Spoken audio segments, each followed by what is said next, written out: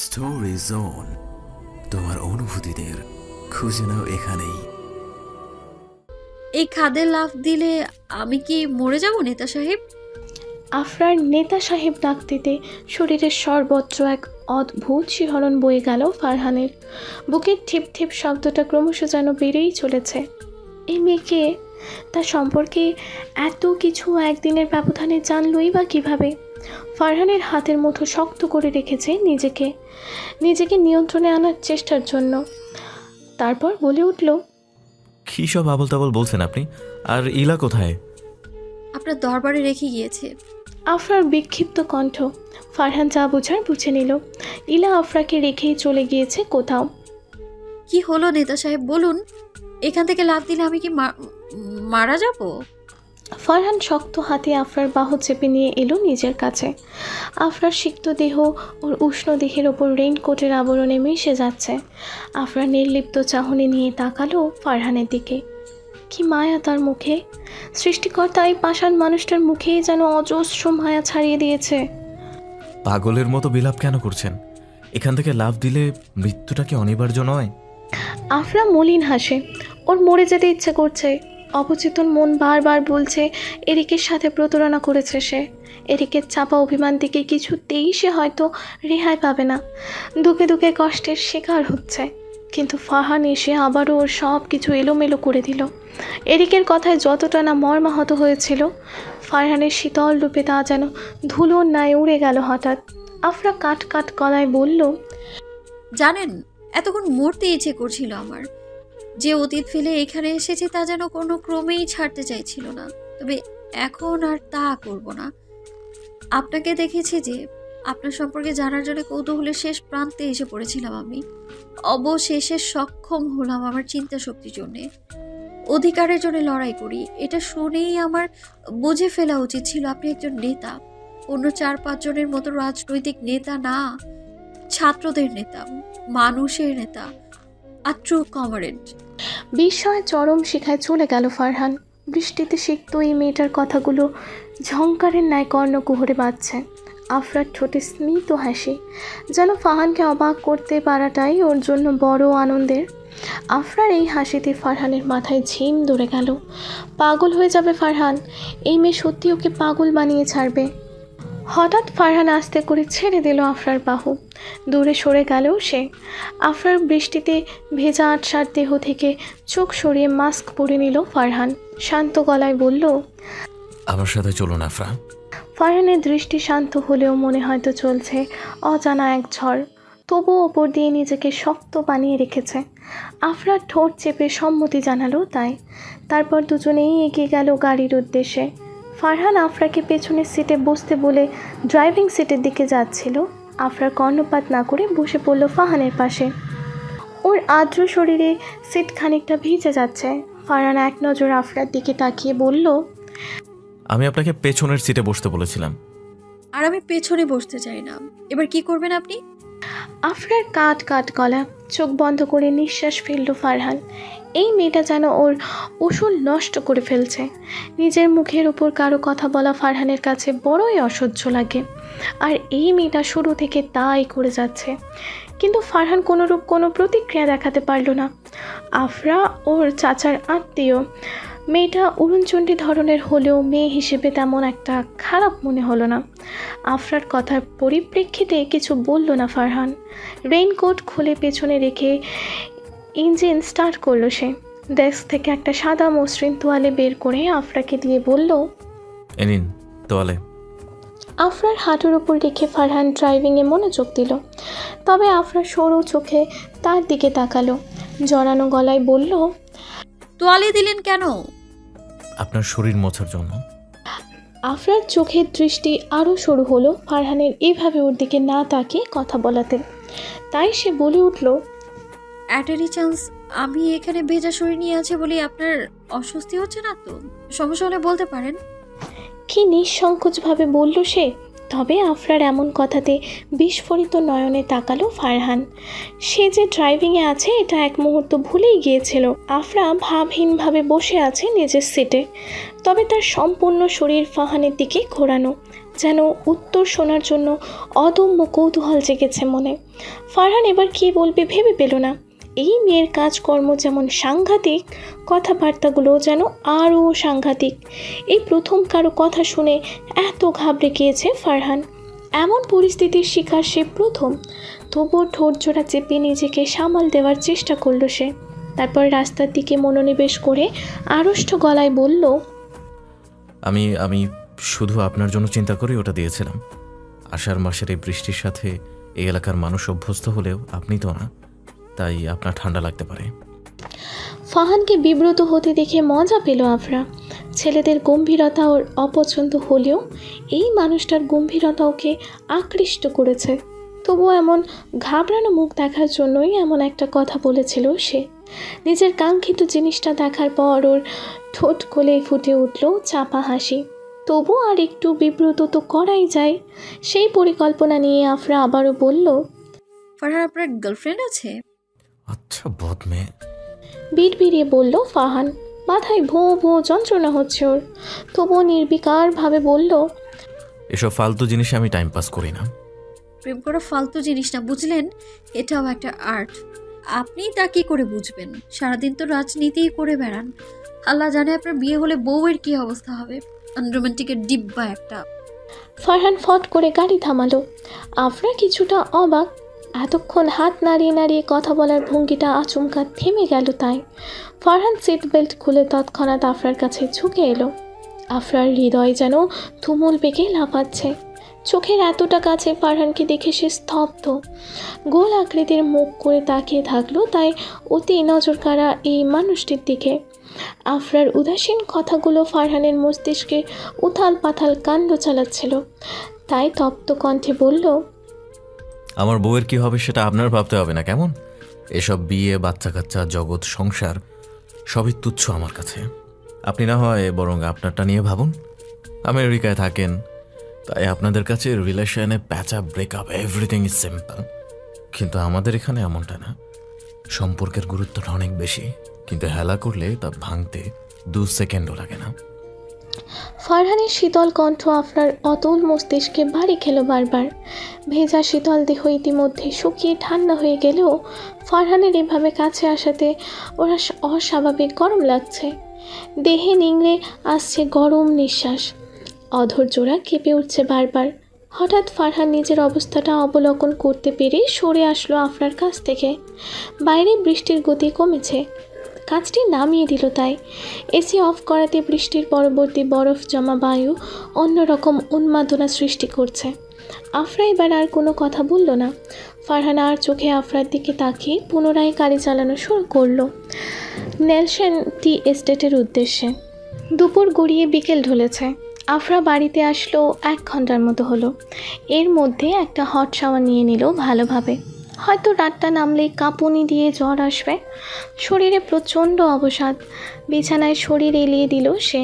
চোখ বন্ধ করলে অজান্তেই বারবার ফাহানের চেহারা ভেসে উঠছে। কানের কাছে বাজছে ফাহানের বলা শেষ কথাগুলো। বড্ড রহস্যময় আর বাউন্ডুল্লে মানুষ সে। কথার মধ্যেই মানুষটার প্রতি যেন কাজ করে টান টান উত্তেজনা। তবে কোনো এক কারণে মিসেস নাবিলা ফাহানকে পছন্দ করেন না। এই কারণটি আফরা আদৌ জানতে পারল না। তাছাড়া সে যখন বাড়িতে ফিরল মিসেস নাবিলা ইনিয়ে বিনিয়ে বারবার বলার চেষ্টা করছে ফারহানের সাথে বেশি মেলামেশা করাটা ভালো হবে না। এসব প্রশ্নের একমাত্র সমাধান দিতে পারবে ওর মম। তাই খাট থেকে হাত বাড়িয়ে মোবাইল নিয়ে নিল সে। কল লিস্ট চেক করে মমের নম্বরে কল দিল। বেশ কিছুক্ষণ পর হতাশ হলো আফরা। ওর মা প্রথমবার কল রিসিভ করলো না আর পরের বার কলই কেটে দিল। নিশ্চয়ই অফিসে আছে। তাচ্ছিল্যের হাসি হাসলো আফরা। ব্যঙ্গ সুরে বলল, তোমার থেকে এটাই আশা করা যায় মম, অ্যাজ অলওয়েজ। আফরার মনে চরম দুঃখ নেমে আসলো। টেনে টেনে দুবার শ্বাস নিল সে। মাথা ঠান্ডা রাখতে হবে। বাংলাদেশে আসার আগেই সে পণ করেছিল কিছুতেই হতাশ হওয়া যাবে না। এখানেও এসেছে ভ্যাকেশনের জন্য, আর কোনো উদ্দেশ্য নেই। তাই ভালো মতো বিচরণ করবে শ্রীমঙ্গলের প্রতিটা কোণে। আয়নায় দাঁড়িয়ে নিজেকে দেখে নিল সে। না, জামা কাপড় ঠিকঠাকই আছে। মোবাইলটা চার্জে বসিয়ে তাই আফরা এবার নিচে চলে গেল। ড্রয়িং রুমে এসেই আফরা দেখল ক্লান্তিতে হেলে পড়া ফাহিমকে। মিসেস নাবিলা খাওয়ার পর দুপুরে ঘুমিয়ে পড়েছেন। ইলা এখনও বাসায় ফেরেনি, আর মিস্টার ইফাজ দোকান সামলানোর জন্য গিয়েছে। ফাহিম আফরাকে দেখে বিনয়ী স্বরে বলল, হ্যালো আফরা। হ্যালো। আফরা এক নজর দেখে নিল ফাহিমকে। ফাহিম নিজের পরনে ডক্টর অ্যাপ্রন খুলে এক পাশে রেখেছে, শার্টের উপরে দুটো বোতাম খোলা। আফরা সোফায় আয়েশ করে বসতে বসতে বলল, তো কেমন গেল দিন? দেখে কি মনে হয়? ফাহিমের রাশ ভারী কণ্ঠ। আফরা হেসে ফেলল অবস্থা দেখে, তাই ঠোঁট কামড়ে বলল, মনে হয় হাল চাষ করে এসেছো। ফাহিমও হাসিতে চোখ দিল। তাই আফরার ফাহিমের সাথে কথা বলে মোটামুটি ভালোই লাগছে, কারণ এই মানুষটা অতটাও গম্ভীর না, সর্বদাই চোখে মুখে এক ধরনের প্রাণোচ্ছল ভাব থাকে। তবুও ফারহান মানুষটা কেমন যেন মনের গহীনে গেঁথে গিয়েছে আফরার। এটা কি শুধুই আকর্ষণ নাকি অন্য কিছু? মিস্টার ইফাজ আর মিসেস নাফিলা বসে আছেন নিজ কক্ষে। ঘরে হলুদ বাল্বের আভায় কেমন যেন ভুতুরে মনে হচ্ছে পরিবেশটা। জানালাটি কেঁপে উঠেছে অবিন্যস্তভাবে। রাত নেমেছে অনেক, আর আধ ঘন্টা পরে ঘড়ির কাঁটা 12টাতে স্পর্শ করে ডং ডং শব্দে বেজে উঠবে মধ্যস্থ ঘরের গ্র্যান্ডফাদার ক্লকটা। সেই 1937 সালের বেলজিয়াম থেকে আনা হয়েছিল ঘড়িটা।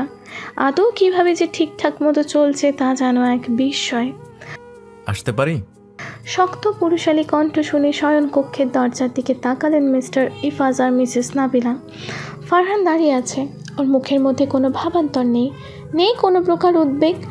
মিসেস নাবিলা বালিশটুকু ঠিক করে ইশারায় বলল, আসো। ফারহান প্রবেশ করল ঘরে। রুম স্প্রের গন্ধে ঘটে মো মো করছে। মিস্টার ইফাজ ফারহানকে সামনে দেখিয়ে বললেন, চেয়ারে বসে পড়ো। হঠাৎ এই সময় আসতে বললেন যে? মিস্টার ইফাজের মুখোমুখি চেয়ারে বসতে বসতে বলল ফারহান। মিসেস নাবিলা অদ্ভুত হাসি দিয়ে বললেন, তুমি তো আমাদের থেকেও ব্যস্ত মানুষ। এই গ্রাম ও গ্রাম, এ বাজার ও বাজার টই টই করে ঘুরো, রাজনীতি টাজনীতি করো বলে কথা। আর তাই তো এই সময় না ডাকা ছাড়া আমাদের আর কোনো উপায় আছে? মিসেস নাবিলার চোখে মুখে ব্যঙ্গতার আভাস। ফারহান ওনার দিকে একটা তীক্ষ্ণ চাহনি দিয়ে তাচ্ছিল্যের হাসি হাসল। মিসেস নাবিলা এ ধরনের ব্যবহার ওর কাছে নতুন না। বাবা মায়ের থেকে ভাগ্যের পরিহাসে বিচ্ছেদ হয়ে গিয়েছিল অল্প বয়সেই, তাই বাধ্য হয়ে থাকতে হয় নিজের চাচু চাচির কাছে। কিন্তু মিসেস নাবিলা মোটেও কিশোর ফারহানের দায়িত্ব খরচের ভরণ পোষণ নিতে রাজি নন। সেটা তিনি বারবার ইশারা ইঙ্গিতে নিজের শ্বশুর মশাই ওরফে ফারহানের দাদার কাছে বলার চেষ্টা করেছেন, কিন্তু ফারহানের দাদা প্রতিবারই তা এড়িয়ে দিয়েছেন বিচক্ষণতার সাথে। তখন থেকেই মিসেস নাবিলার ক্রোধের শিকার হয় ফারহান। ফাহিম ফারহান থেকে 6 মাসের ছোট, বলতে গেলে পিঠাপিঠি বয়সের হবে। তবুও নিজ সন্তানকে মিসেস নাবিলা যেভাবে লালন পালন করেছেন, প্রয়োজন পূরণ করেছেন, ফারহানের ক্ষেত্রে তা অধিকাংশও করেনি। চাচু কিছু করতে চাইলেও মিসেস নাবিলার ক্ষোভের জন্য রয়েছিলেন মৌনভাবে। ফারহানের জন্য আগে কাঁদত, প্রচুর কাঁদত। মনে হতো যেন এই সুবিশাল পৃথিবীতে সে নিঃস্ব একজন মানুষ।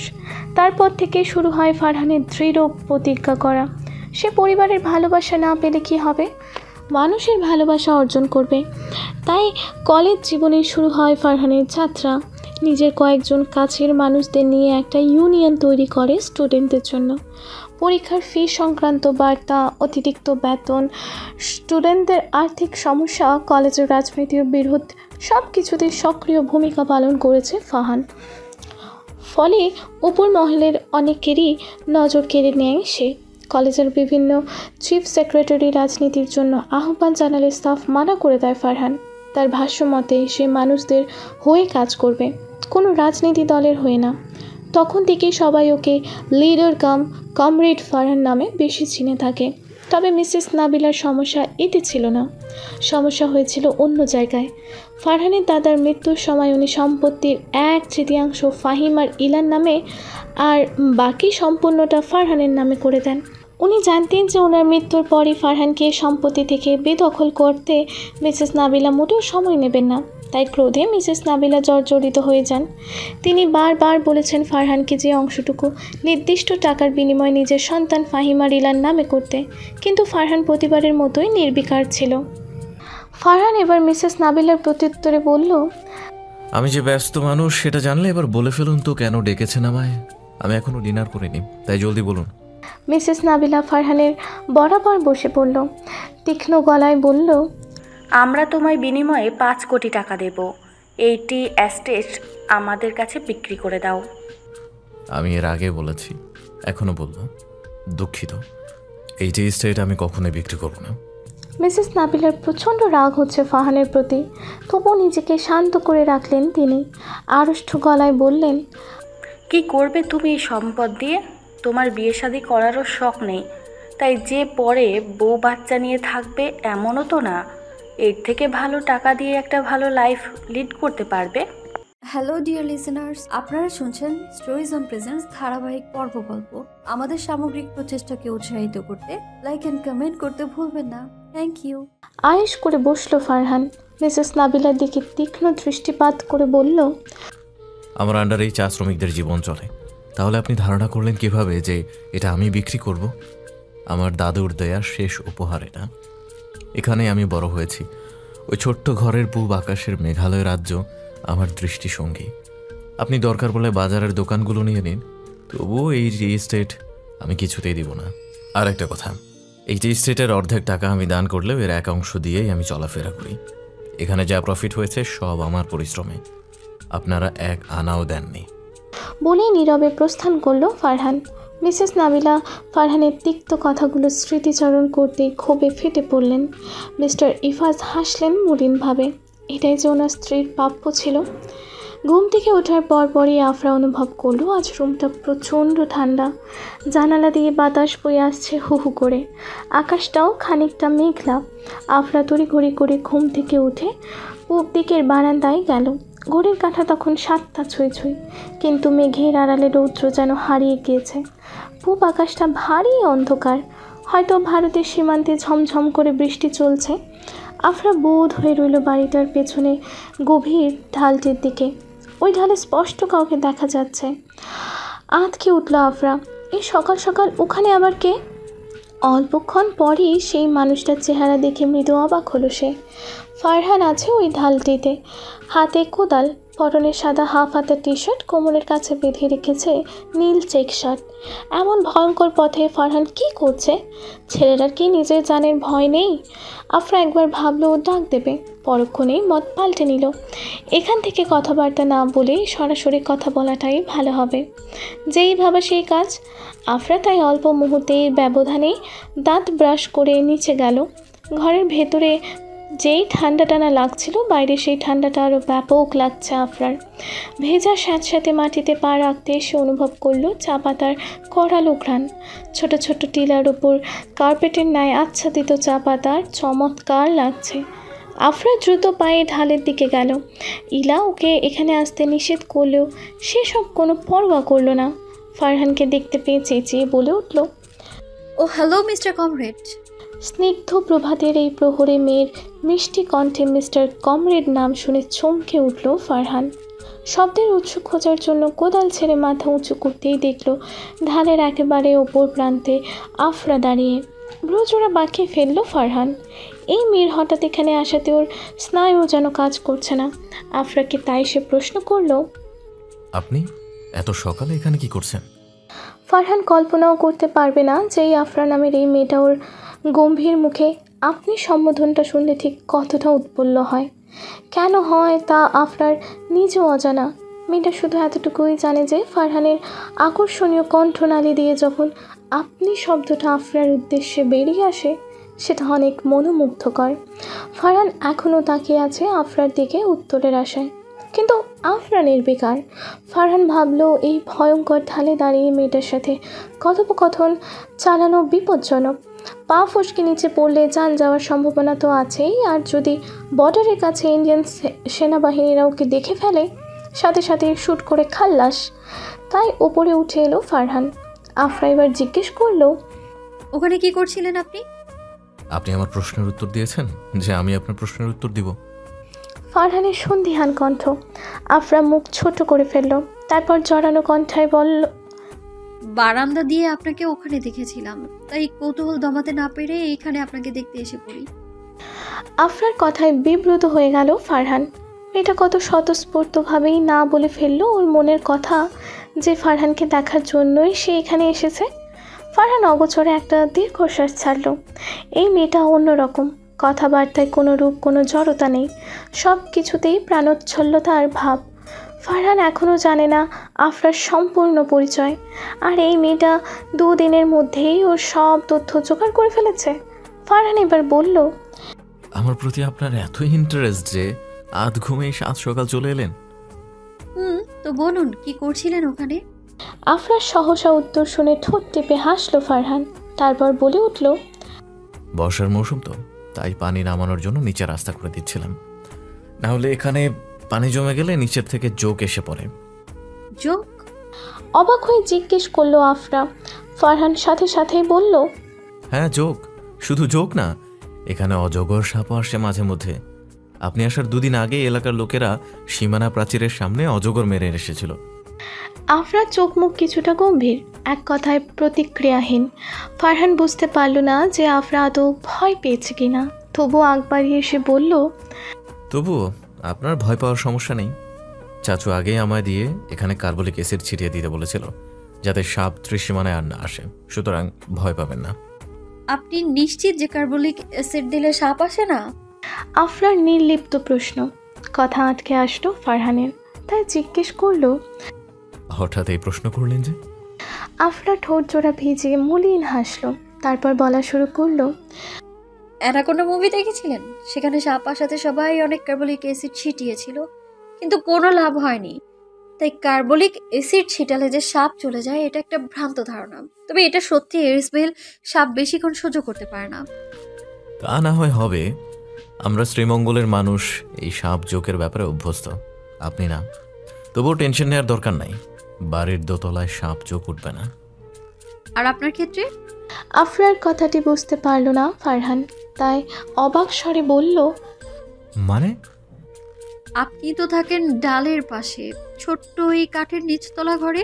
আপনার যদি কিছু হয়ে যায়? আফরার তটস্থ কণ্ঠ। ফারহান বিস্ময় নিয়ে কিছুক্ষণ তাকিয়ে থাকলো আফরার দিকে।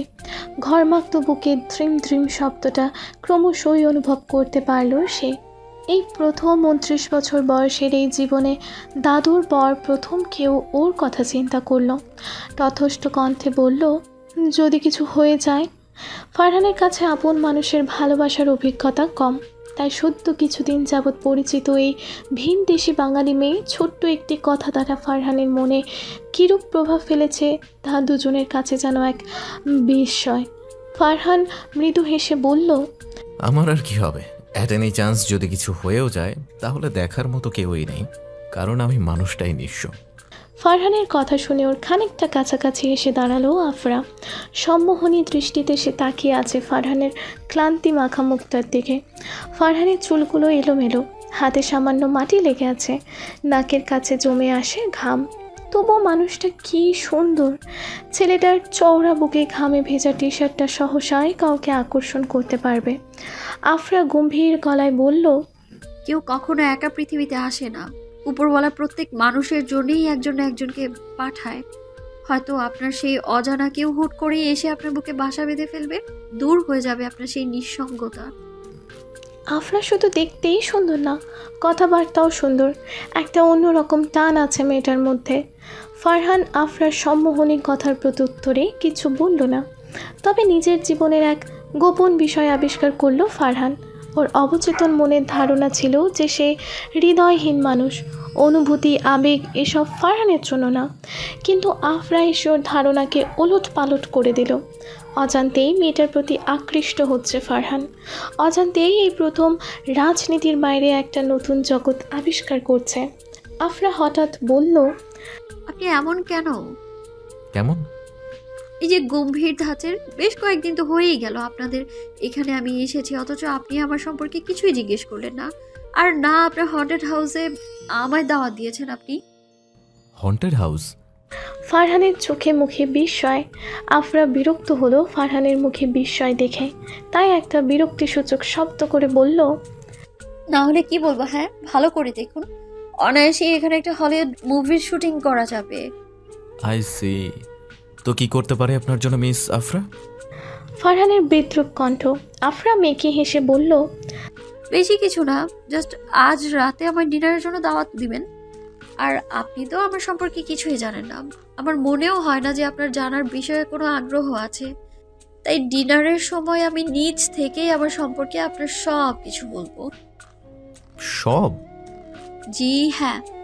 তো সারাদিন মানুষের সেবা করুন মিস্টার কমরেড, রাতে কিন্তু এই অতিথির আপ্যায়ন করতে হবে। ফারহান ঠোঁট চেপে হাসলো, এবার মাথা দুলিয়ে বলল, ঠিক আছে। শীতল বাতাসের তালে মাথার উপর ধূসর মেঘের আস্তরণ শাঁ শাঁ করে ছুটে চলতে মগ্ন। এই সকল দৃষ্টি নান্দনিক দৃশ্য থেকেও আফরার কাছে অপরূপ লাগলো ফারহানের ঠোঁট চাপা হাসি। ওহ, ডিনার না বলে ব্রেকফাস্ট বললেই মনে হয় ভালো হতো, তাহলে আরও কিছুক্ষণ মানুষটার সৌন্দর্য হয়তো উপভোগ করা যেত। ফারহানের সাথে কথা শেষ করে বাড়িতে প্রবেশ করতেই মিসেস নাবিলার মুখোমুখি হলো আফরা। খানিকটা সন্দিহান চোখে উনি তাকিয়ে আছেন আফরার দিকে। সময় বিলম্ব না করে আফরাকে প্রশ্ন করলেন, এত সকালে ওখানে কেন গিয়েছিলে আফরা? ওই জায়গায় যে যাওয়া নিষেধ, ইলা তোমায় কিছু বলেনি? ইলা বলেছিল আফরাকে কথাটি, তবে সে কর্ণপাত করেনি। আফরা তাই বলল, আসলে আন্টি, ফারহানকে ওই ঢালের মধ্যে দেখে কিছুটা অবাক হয়ে গিয়েছিলাম, তাই সেখানে চলে যাই কথা বলতে, এছাড়া আর কিছুই না। বলো কি, ফারহান তো আমাদের ওর জায়গার ধারে পাশেও ঘেঁচতে দেয় না, আর তোমায় কিছুই বলেনি? স্ট্রেঞ্জ। মিসেস নাবিলার তাচ্ছিল্যে ভরা কণ্ঠ। আফরা থেমে থেমে একটু ভেবে জিজ্ঞেস করলো, ওনার জায়গার ধারে পাশে ঘেঁষতে দেয় না মানে? এগুলো সম্পূর্ণটা আপনাদের জায়গা না? সেটা না হয় ফারহান থেকেই জিজ্ঞেস করে নিও। আফরা মৌন থাকলো। মিসেস নাবিলার মনে ক্ষোভ থাকলেও প্রসঙ্গটি এড়িয়ে দিতে চাইলেন, তাই ঠোঁটে মলিন হাসি ফুটিয়ে বললেন, এখন নাস্তা করবে? আসলে আন্টি, আমি এই সময়টা একটু বাইরে ঘুরতে যেতে চেয়েছিলাম, নাস্তা করেই যাব। তবে কেউ গাইড দিলে ভালো হতো, ফারহানকে বলবো কি না তাই ভাবছি। মিসেস নাবিলার মনে একটি আশার সঞ্চার হলো, তাই উৎফুল্ল হয়ে বলে উঠল, ফারহান কেন? আমার ছেলে ফাহিম আছে না, আজ ওর অফ ডে, ব্রেকফাস্ট করে ওর সাথেই না হয় সারাদিন ঘুরো। আফরা সম্মতি জানালো। ওর কাছে ঘোরাটাই মুখ্য। ফারহান বা ফাহিম কে আসবে এই নিয়ে ওর মনে কোনো মাথা ব্যথা নেই, তবে মিসেস নাবিলার এ নিয়ে প্রচণ্ড সমস্যা আছে। তিনি কিছুতেই ফারহান আর আফরার এত মেলামেশা মেনে নিতে পারছিলেন না। আফরা মেয়েটাকে তিনি মনে মনে পছন্দ করে রেখেছেন ফাহিমের জন্য। একে তো মেয়ে আমেরিকার সিটিজেন, ফাহিমের সাথে বিয়ে হলে ফাহিম আর ইলা দুজনেরই ভবিষ্যৎ উজ্জ্বল হয়ে যাবে। তবে এসব ভাবনা তিনি একান্তেই মনে পুষে রেখেছেন। তিনি আগে চাইছেন যে ফাহিম আর আফরা একান্তে কিছু সময় কাটাক, তবে বাদ সেজেছে ফারহান। এই কিছুদিনে ফারহান আফরার সাথে যেভাবে কথাবার্তা বলছে, মিসেস নাবিলার মনে হয় না ফারহান আদৌ কোনো মেয়ের সাথে এতটা সময় কাটিয়েছে। আর যাই হোক, ফারহান সম্পত্তির ভাগ নিয়ে জিতলেও এবার মিসেস নাবিলা আফরার ক্ষেত্রে কোনো হেরফের করবে না। ব্রেকফাস্ট শেষে আফরা রেডি হয়ে নিয়ে এসে দেখলো ফাহিম সোফায় বসে আছে। আগের মতো ফর্মাল লুক নেই, একটা চেক টি শার্ট আর ব্ল্যাক জিন্স, গলার কাছে সানগ্লাস ঝুলছে। আফরাকে দেখেই সে হাসি ঝুলিয়ে বলল, তো রেডি মিস? হ্যাঁ। চলুন তাহলে, আগে বলুন আপনি কোথায় যেতে চান? বিডিতে আমি থাকি নাকি আপনি থাকেন, যে জায়গার নাম ভালো মতো বলতে পারবো? ভ্রু নাচিয়ে প্রশ্ন করল আফরা। বিনিময়ে ফাহিম বিদ্রুপ হাসি হাসে। ফর্সা মুখে হাসিটা আবছাভাবে ফুটে উঠেছে। আফরা এক মনে ফাহিমের দিকে তাকিয়ে থাকলো। অজান্তেই ফাহিমের চেহারাটি এরিকের সাথে মিলে যায়। পার্থক্য একটাই, এরিকের আইল্যান্ডস ব্লু আর ফাহিমের ব্ল্যাক। ফাহিম আফরাকে এভাবে তাকিয়ে থাকতে দেখে বলল, এভাবে তাকিয়ে আছেন কেন? আপনার চেহারা আমার ফ্রেন্ড এরিকের মতো। আফরার কাট কাট উত্তর। ফাহিম চোখ ছোট ছোট করে বলল, শুধু ফ্রেন্ড নাকি বয়ফ্রেন্ড? জাস্ট ফ্রেন্ড, তবে সে আমায় ভালোবাসতো, ইভেন এখনো বাসে, তবে আমার মনে ওর প্রতি কোনো ফিলিংস না থাকায় আর এগোয়নি। ফাহিম মলিন হাসলো। আফরা মেয়েটাই এমন যাকে সহজেই সবাই পছন্দ করতে পারে। তো চলুন তাহলে আজকে একটু দূরে হোটেল সাইটে যাই, সেখানে অনেক সুন্দর সুন্দর ভিউ পয়েন্ট আছে। ঘোরাঘুরি শেষে লাঞ্চও সেরে আসতে পারবেন কোনো আমেরিকান রেস্টুরেন্ট থেকে। আফরার চোখ চকমক করে উঠল। এখানে কিছুদিন যাবৎ বাঙালি খাবার খেয়ে ভালো লাগলেও এগুলোতে সে অতটা অভ্যস্ত না। মুচকি হেসে এবার বলল, আচ্ছা তাহলে বের হই। আকাশের রৌদ্রের ছটাক নেই বললেই চলে। ধীরে ধীরে কালো মেঘগুলো পূর্ব দিকে ঘনীভূত হচ্ছে। কালো রঙের প্রাইভেট কার এগিয়ে চলেছে ভিউ পয়েন্টের দিকে। আফরা গাড়ির কাঁচ নামিয়ে দিল এবার। গাড়ির হিমশীতল এসির হাওয়া থেকে প্রকৃতির ঠান্ডা বাতাস ওর গায়ের লোম তুলে দিচ্ছে। আহা, এ যেন এক অনাবিল সৌন্দর্য। আফরা পূর্ব দিকে তাকিয়েই ফাহিমের উদ্দেশ্যে বলল, সকালেও দেখেছিলাম ওখানে এত মেঘ জমতে থাকে, এখনো সরছে না যে। স্টোরি জোন, তোমার অনুভূতিদের খুঁজে নাও এখানেই।